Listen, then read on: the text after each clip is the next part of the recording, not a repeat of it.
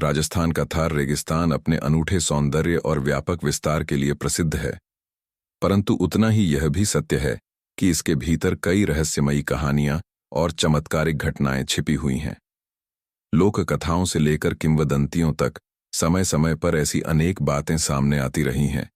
इन्हीं में से एक घटना ऊंट व्यापारी रामेश्वर दास के साथ जुड़ी हुई है, जिसका जिक्र जब भी होता है तो लोगों की आंखों में आश्चर्य और जिज्ञासा दोनों झलकने लगती है।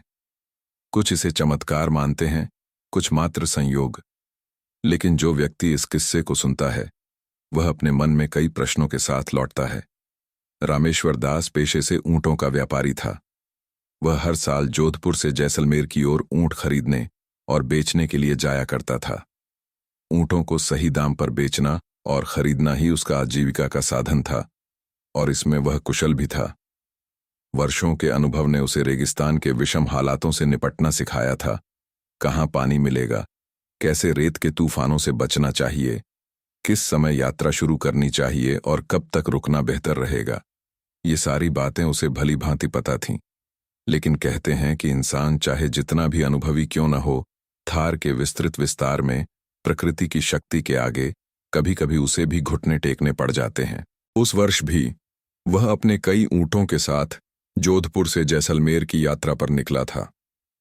काफिले में उसके कुछ भरोसेमंद साथी और कुछ नए लोग भी शामिल थे, जो रेगिस्तान का अनुभव लेना चाहते थे या व्यापार में अपनी किस्मत आजमाने आए थे। प्रारंभिक दिनों में सब कुछ सामान्य रहा। सुबह के समय हवा अपेक्षाकृत ठंडी होती, इसलिए वे जल्दी चल पड़ते थे। दोपहर तक रुककर थोड़ा आराम करते, फिर शाम को कुछ दूर और सफर करते। यह उनका स्थापित नियम था, जिससे ऊंटों को भी कड़ी धूप से राहत मिलती और व्यापारी भी बेवजह की थकान से बच जाते। तीसरे या चौथे दिन की बात होगी जब मौसम ने अचानक करवट ले ली। दोपहर को जब काफिला थोड़ी देर आराम करके चलने ही वाला था, तभी दूर क्षितिज पर रेत के बादल उठते हुए दिखे। कुछ अनुभवी लोगों ने भांप लिया कि रेतीला तूफान आने वाला है, इसलिए सभी को सतर्क हो जाना चाहिए। ऊंटों को एक साथ रखने की कोशिश की गई ताकि वे भटक न जाएं। सामान को सुरक्षित बांधा गया। लोग साफे और कपड़ों से अपने चेहरे को ढांकने लगे, परंतु तूफान जितनी तेजी से पास आया, उससे हर किसी को ऐसा लगा कि मानो यह कोई सामान्य रेत का बवंडर नहीं, बल्कि प्रकृति ने अपना रौद्र रूप धारण कर लिया हो। हवा में उड़ी धूल और रेत ने कुछ ही पलों में दिन को रात में बदल दिया। आंखों के आगे घना अंधेरा छा गया। तेज हवाओं के थपेड़ों से ऊंट इधर उधर भागने लगे। कुछ साथी मदद के लिए आवाज लगा रहे थे, पर उनका स्वर भी हवा में गुम होने लगा।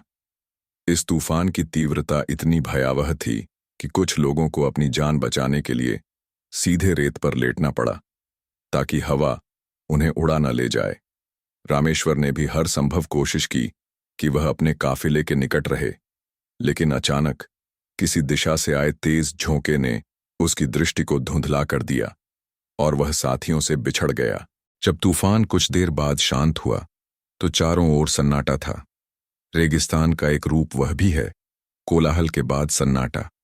उसने आंखें खोलकर देखा तो दूर दूर तक सिर्फ रेत के टीले ही नजर आ रहे थे। न कोई साथी दिखाई दिया, न ऊंटों का समूह। उसने आवाज लगाई, पर कोई प्रत्युत्तर नहीं मिला। उसकी आवाज मानो अंतहीन सूनेपन में समा गई। वह समझ गया कि वह काफिले से अलग हो चुका है। सबसे पहले उसने अपने थैले की तलाशी ली ताकि पानी की मात्रा का अंदाजा लगा सके, मगर उसमें पानी का आखिरी कतरा भी अब बाकी नहीं था। कई वर्षों का अनुभव होने के बावजूद रेगिस्तान में अकेले भटक जाना डरावना होता है।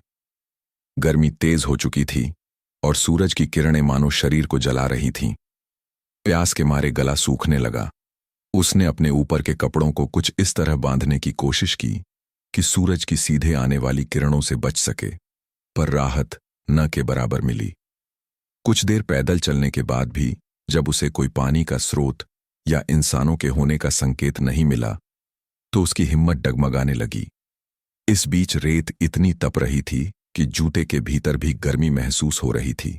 जैसे जैसे समय बीतता गया, उसकी ऊर्जा क्षीण होती गई। पानी के बिना शरीर बहुत देर तक संघर्ष नहीं कर पाता और उसे चक्कर आने लगे। उसके दिमाग में तरह तरह के ख्याल आने लगे। क्या वह यहीं दम तोड़ देगा? क्या उसे कोई खोज पाएगा? क्या वह अपने परिवार को फिर कभी देख पाएगा? इस मानसिक द्वंद्व और असहनीय शारीरिक कष्ट के बीच वह किसी चमत्कार की आस लगाने लगा। उसी समय उसने दूर क्षितिज पर एक अजीब सी आकृति देखी। शुरू में उसे लगा कि यह मृगतृष्णा मिराज है जो अक्सर रेगिस्तान में प्यासे लोगों को भ्रमित करती है। पर यह मृगतृष्णा की तरह पानी या झील जैसा दृश्य नहीं था, बल्कि किसी विशाल नाग की आकृति जैसा प्रतीत हो रहा था। नाग के कई फण जैसे दिख रहे थे और टीले की बनावट इतनी स्पष्ट थी कि एक बारगी विश्वास करना कठिन था कि यह मात्र रेत हो सकती है। सबसे विचित्र बात यह थी कि तेज हवा के बावजूद वह आकृति हिली नहीं, बिल्कुल स्थिर बनी रही। रामेश्वर पहले तो संदेह में रहा कि कहीं यह उसकी आंखों का धोखा तो नहीं, पर जब वह थोड़ा और निकट गया तो उसने पाया कि वहां का वातावरण वास्तव में अलग था। हवा में एक शीतलता थी और रेत उतनी गर्म नहीं लग रही थी। उसे कुछ राहत का अनुभव हुआ, मानो वह किसी विशेष स्थल पर आ पहुंचा हो। तभी जमीन के नीचे से एक गहरी फुफकार जैसी आवाज सुनाई दी, जिससे उसका कलेजा दहल गया। वह भयभीत होकर इधर उधर देखने लगा, पर कुछ समझ नहीं आ रहा था कि आवाज कहां से आ रही है। तभी उसे महसूस हुआ कि उसके पैर धीरे धीरे रेत में धंस रहे हैं। उसने निकलने का प्रयास किया, मगर रेत मानो उसे अपनी ओर खींच रही थी। कुछ क्षणों में वह विशालकाय नाग की आकृति और स्पष्ट हो गई। वह टीला हिलने लगा और रेत के नीचे से जैसे कोई विराट संरचना बाहर आने की कोशिश कर रही हो। रामेश्वर भय से कांप उठा। ऐसा दृश्य उसने कभी न देखा था और उसके सभी तर्क शक्ति मानो शून्य हो गई। उसे केवल अपने प्राण बचाने की चिंता थी। तभी उसके कानों में एक गहरी आवाज गूंजने लगी, जो बाहरी आवाज की अपेक्षा किसी भीतरी गहराई से आती प्रतीत हो रही थी। आवाज ने कहा, डरो मत, जब तक सत्य और धर्म के मार्ग पर चलोगे तुम्हारी रक्षा होगी। तुम परीक्षा में थे और अब तुम्हें राह दिखेगी। उठो और चलो, रास्ता तुम्हारे सामने प्रकट होगा।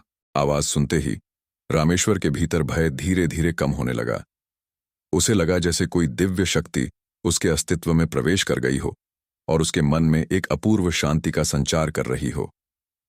उसकी थरथराहट कुछ कम हुई।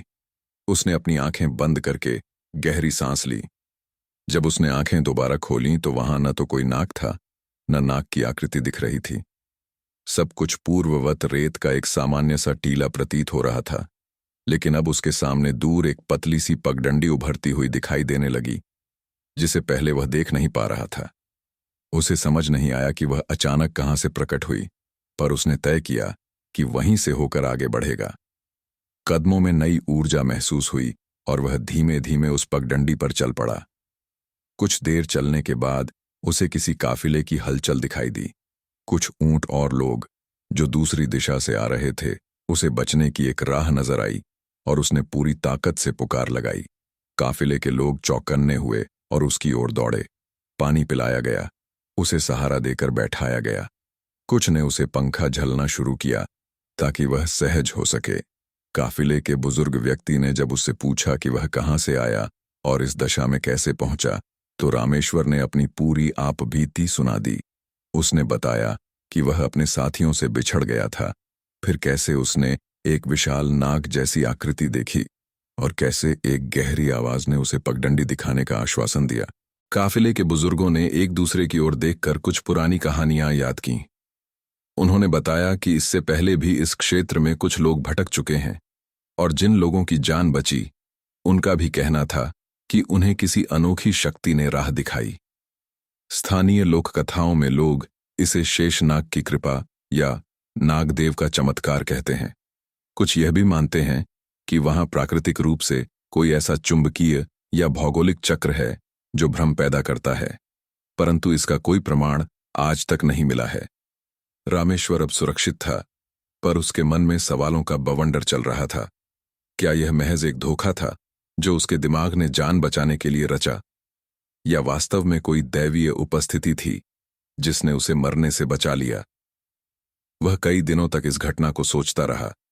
जब वह अपने परिवार के पास लौटा और घर वालों को यह किस्सा सुनाया, तो कुछ ने श्रद्धा से इसे भगवान का चमत्कार माना, तो कुछ ने रेगिस्तान की मानसिक थकावट कहकर टाल दिया। समय बीतता गया पर यह घटना रामेश्वर के लिए हमेशा गूढ़ पहेली बनी रही। उसने दोबारा उसी मार्ग से जाने का साहस जुटाया, पर उसे वही दृश्य दोबारा कभी नहीं दिखा। हाँ, वहां रेत के टीले अक्सर बनते बिगड़ते रहते हैं, पर वैसी अद्भुत ठंडक और वह विराट नाग की आकृति उसे दोबारा कभी नहीं दिखी। वह लोगों को बस इतना कहता था कि जिस दिन उसे यह अनुभव हुआ, उसने मृत्यु को बहुत करीब से महसूस किया था और कोई अलौकिक बल उसे पुनः जीवन की ओर ले आया। आज भी थार के उस हिस्से में बहुत से लोग यह कहानी एक दूसरे को सुनाते हैं। कुछ इसे मात्र एक भ्रम मानते हैं। कहते हैं कि प्यास और धूप के कारण रामेश्वर को मृग तृष्णा हुई होगी। वहीं कुछ लोग कहते हैं कि शेषनाग की दंत कथाएं केवल कथाएं नहीं, बल्कि दिव्य शक्तियों का प्रमाण हैं। वे मानते हैं कि जब किसी व्यक्ति पर सचमुच घोर संकट आ जाता है, तब प्रकृति किसी न किसी रूप में उसकी सहायता करती है। सत्य क्या है, कोई नहीं जानता। स्वयं रामेश्वर भी अंत तक यही कहता रहा कि वह दृश्य इतना जीवंत था कि कोई भी सामान्य मृग तृष्णा उससे तुलना नहीं कर सकती। उस दिन उसे एक दिव्य संदेश प्राप्त हुआ, जब तक सत्य और धर्म के मार्ग पर चलोगे, तुम्हारी रक्षा होगी। उसने इसे अपना जीवन मंत्र बना लिया। वह व्यापारी तो रहा, पर अब हर छोटे बड़े काम में सदाचार और ईमानदारी को सर्वोच्च मान देता था। उसने लोगों को मदद पहुंचाने का भी संकल्प लिया, ताकि जो संकट उसने झेला, उसे दूसरों को न झेलना पड़े। इस घटना को कई दशक बीत गए हैं। राजस्थान के लोक गाथाओं में यह किस्सा कभी कभी गूंज उठता है। ऊंट व्यापारी और शेषनाग का चमत्कार। यात्रियों और शोधकर्ताओं के लिए यह एक रोमांचक कथा है, जिसके पीछे का रहस्य आज तक अनसुलझा है। क्या वाकई शेषनाग प्रकट हुए थे, या यह रेगिस्तान का भयानक छलावा था? क्या वह पगडंडी नागदेव ने दिखाई थी, या महज संयोगवश उसे उसी समय वह कारवां दिखाई दे गया?